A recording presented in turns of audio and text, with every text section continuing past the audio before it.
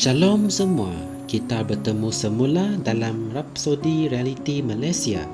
Marilah kita mendengar firman untuk hari ini 30 Oktober daripada Pastor Chris yang bertajuk Para Penerima dan Para Pemberi Kehidupan Ilahi.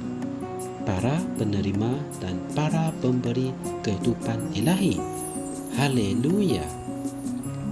Ayat pembukaan kita adalah dari kitab 1 Korintus 15 ayat 45 yang berkata, Kitab suci menyatakan manusia pertama iaitu Adam telah diciptakan menjadi makhluk yang hidup. Tetapi Adam yang terakhir adalah roh yang memberi hidup. Puji Tuhan. 2 Petrus 1 ayat 4 mengatakan, dengan jalan itu dia telah menganugerahkan kepada kita janji-janji yang sangat besar dan berharga, supaya kamu boleh mengambil bahagian dalam sifat ilahi dan terlepas daripada hawa nafsu yang membinasakan di dunia ini. Dengan menerima sifat ilahi, artinya kita bersekutu dengan Allah. Kita bersahabat dengan keilahian, tetapi bukan itu sahaja. Amin. Dengan penuh murah hati, Dia tidak hanya membuat kita menjadi penerima kehidupannya, tetapi Dia juga menjadikan kita para pemberi dan para pengedar kehidupan tersebut. Dalam Yohanes 10 ayat 10, Tuhan Yesus menyatakan, Aku datang supaya mereka mempunyai hidup dan mempunyainya dalam segala kelimpahan. Dia telah datang untuk memberikan kehidupan yang kekal bagi mereka yang percaya kepadanya. Sebab itulah dalam ayat Injil pembukaan kita, Dia digambarkan sebagai roh yang memberikan kehidupan. Puji Tuhan. Sekarang, sebab kamu telah dilahirkan semula, kamu telah menjadi satu dengan dirinya. Dia telah menjadikan kamu roh yang memberikan kehidupan. Seperti Dia, tujuanmu dalam hidup adalah untuk membawa orang yang sesat ke dalam kehidupan kebenaran melalui Injil. Yesus berkata dalam Yohanes 20 ayat 21, Sebagaimana Bapa telah mengutus aku, demikian juga aku mengutus kamu. Kamulah wakilnya di bumi untuk menyatakan kehidupan Tuhan di duniamu. Amin. Kamu adalah pembawa kebenaran yang kekal. Apabila kamu muncul, kehidupan dinyatakan. Apabila kamu menyentuh orang yang sakit dan yang menderita, kehidupan yang ada di dalam kamu mengalir dan meresap ke dalam mereka, yang membawa kesejahteraan dan kesempurnaan kepada mereka. Itulah sebabnya Yesus memerintahkan kita dalam Matius 10 ayat 8, sembuhkanlah orang sakit, tahirkanlah orang kusta, bangkitkanlah orang mati, usirlah roh-roh jahat. Amin. Dengan kesedaran bahawa kamu adalah pembawa kehadirannya yang ilahi, apabila kamu muncul dan orang mendengarkan kamu memberitakan firman, kehidupan yang kekal akan didedahkan kepada mereka dan segala kuasa kegelapan tunduk.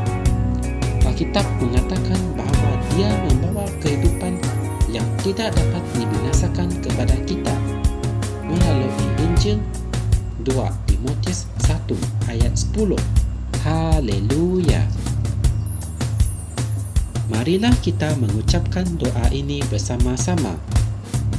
Ya Bapa, betapa menakjubkan berkat ini untuk menjadi seorang pembawa dan pemberi kehidupan yang ilahi dan membawa orang yang sesat masuk ke dalam kehidupan kebenaran dan kegembiraan melalui Injil. Kasih, kuasa, kemuliaan, belas kasihan dan kasih karuniamu dinyatakan melalui aku hari ini.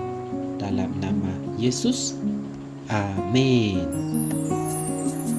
Untuk renungan tambahan, anda boleh merujuk 1 Petrus 2 ayat 9, Lukas 8 ayat 44. Secara ringkasnya, sebagai anak Allah, kita harus membantu menyelamatkan seseorang dengan memberikan kebenaran yang benar tentang Allah dan menyebarkan Injil agar mereka dapat mendengar kata-kata Allah.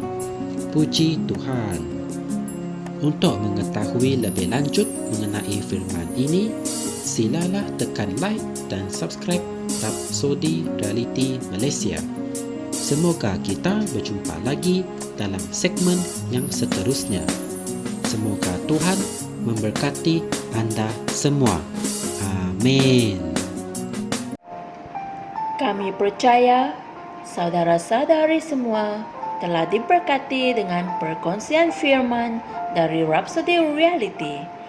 Bagi sesiapa yang ingin menjadikan Yesus Kristus sebagai Tuhan dalam kehidupanmu, kamu boleh mengucapkan doa ini bersama dengan saya. Ya Tuhan Allah, aku mempercayai Yesus Kristus, Anak Allah yang hidup dengan sepenuh hatiku. Aku percaya Dia telah mati untukku dan Allah telah membangkitkan Dia dari kematian. Aku percaya Dia hidup hari ini. Aku mengaku dengan mulutku bahawa Yesus Kristus adalah Tuhan dalam hidupku mulai dari hari ini. Melalui Dia dan di dalam nama-Nya, aku mempunyai kehidupan yang kekal. Aku telah dilahirkan semula. Terima kasih Allah kerana menyelamatkan jiwaku. Aku sekarang adalah anak Allah. Haleluya. Tahniah, sekarang kamu telah menjadi anak Allah. Untuk apa-apa sebarang pertanyaan atau untuk mendapatkan lebih banyak maklumat mengenai bagaimana untuk bertumbuh sebagai seorang Kristian, anda semua boleh hantar mesej di akaun Facebook kami atau email kami di tni.msia@gmail.com. Sekali lagi, tni.msia@gmail.com. Tuhan berkati anda semua.